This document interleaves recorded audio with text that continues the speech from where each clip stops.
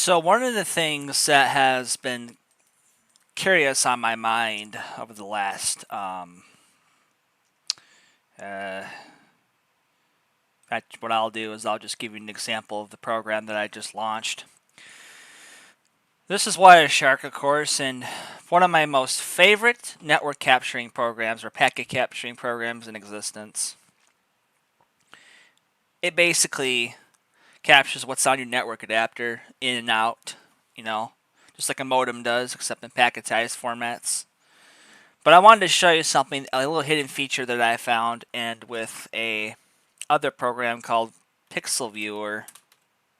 Pixelviewer. This program is a raw pixel viewer for like images that have raw contents in it, like pixels that you've never seen before. Like if you were to open like a disk image or like memory image components, or I don't know what the heck they say nowadays, or like a text document that contains some bytes. You can open that up in here and it will literally read the whole thing as pixels, which I think is very, very neat. So what I'm going to do is I'm going to unmute or mute this display capture and show you what I mean here. I'm going to capture some packets in Wireshark while this is muted. As you can see, I already have like 30 packets in Wireshark right now. So we already got this already up to 70, 80, 90. Now, many of the packets that I usually receive in Wireshark are only like maybe a couple bytes. There's like, I don't know how many bytes there are usually for a default UDP packet that's sent to my router through stuff like that. I also have IPv6 enabled, so that way it makes things a little bit larger and data length or whatever. I don't know how the whole networking schematics work, but we're going to let this go for a little bit, so I'll be right back. Alright, I guess we're good with that. Now I have like something around like 3209 packets total. And what I'm going to do is I'm going to export these specified packets. There's a way you can do this, and there's many, many formats. Now, for this whole thing, I'm actually going to increase this window all the way up here so I can block this whole thing out. We'll unmute this display capture, and I'll show you what I mean here. What I'm going to do is I am going to name this file 0x2 or whatever you want to name it as. But I'm going to go to Visual Networks Traffic Capture.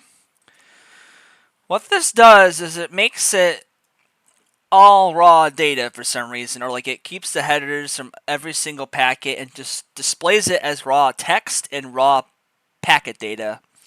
No goofy bytes, it's just straight up raw data like a modem would be.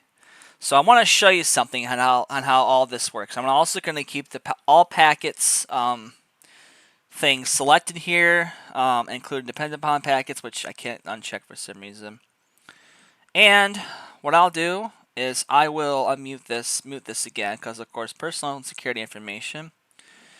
And now let's click save. And let's see what happens here. Okay. So 0x2. I'm gonna unmute this display capture again.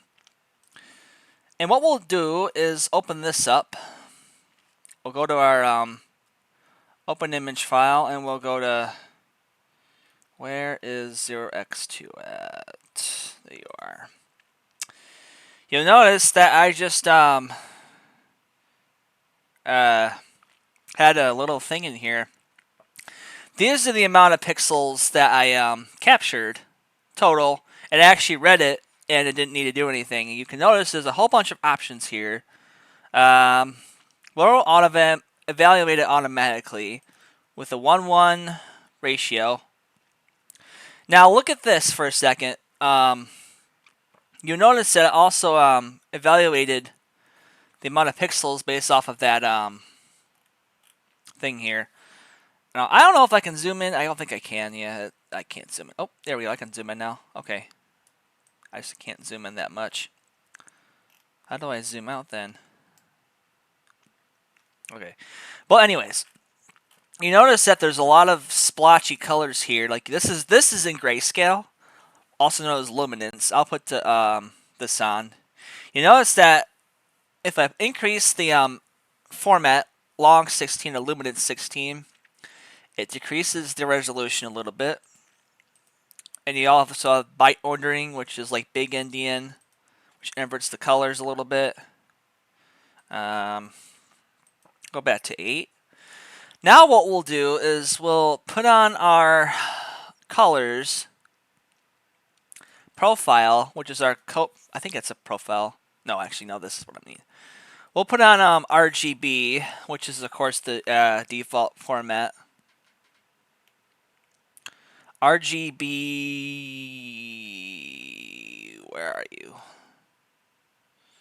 We'll put RGB on. Now, I'm going to have to reevaluate this again because 1, 1. Now, notice how much small that was.